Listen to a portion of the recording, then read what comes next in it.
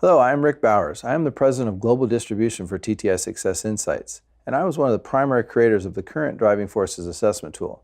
In this module, we are going to look at the history of driving forces, its origins, and the people who contributed to the development of the science.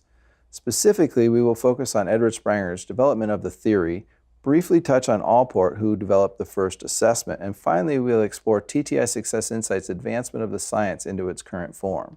It all starts with Edward Spranger. Spranger's work was first translated in 1928 in the book Types of Ben.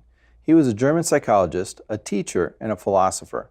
Spranger's work led to the creation of 6 categories that focused on the drives of a person or the why a person does what they do.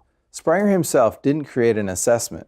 Based on Spranger's model, Gordon Allport developed Study of Values, the first paper assessment, in conjunction with Vernon and Lindsay in 1931. In the early 90s, TTI, led by Bill Bonstetter, created its own assessment, based on the study of values. As with any assessment tool, TTI continually focuses on making improvements to the assessment. Over the years, a few revisions have been made to bring it to its current form, Motivation Insights. The current version was finalized in early 2015. Just like the assessment, the report has had a few revisions over the years and improved into its current form known as TTI Success Insights 12 Driving Forces.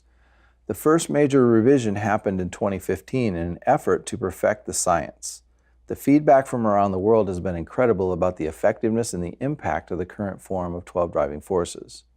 In 2014, Bill and Ron Bonstetter started doing research to compare the results of the Motivation Insights assessment in all of the translated languages for consistency.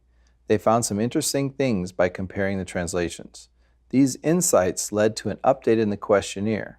And at the same time, Bill and Ron also started to do research on things people avoid, as well as what they're attracted to.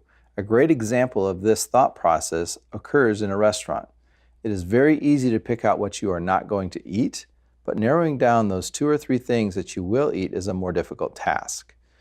We are seeing the same thing in our research. People are very definitive about what they are not, and less decisive about what they were. This led us to question whether having 1 graph or 2 was appropriate for the Driving Forces report. Like DISC, we wondered if we could get a higher level of understanding in driving forces by also having 2 graphs instead of 1. After extensive research using 2 graphs, we discovered that using 1 graph made the most sense, but to have the scoring start from the center and work its way out to the right and to the left. We will go deeper in how the assessment is scored and how the graph works in a future module. The next step in building the new 12 Driving Forces report involved building on Spranger's knowledge of the original 6 categories and naming both ends of the continuum. To truly come up with the correct name for each end of the continuum, we discovered we needed an easy-to-understand keyword to first understand the category to be able to connect the 2 ends. The graphic you see on the screen describes TTI's original 6 categories and how they transition to the current 6 keyword model. The naming of both ends of the 6 categories was what made the 12 driving forces come to life. This also helped in creating the horizontal graph that we have in place today. By having a horizontal graph, we eliminated using words like high and low, and now we refer to it as a level of intensity. Today we talk about the right side or the left side of the spectrum, allowing both to be positive descriptors. This was necessary because there was no true high or low, nor was there better or worse. There was just difference. The final piece that brought it together was adding an icon, which you can see on the screen, that visually describes each category. The next 6 modules will provide a deeper dive into the 6 keywords and their corresponding driving forces.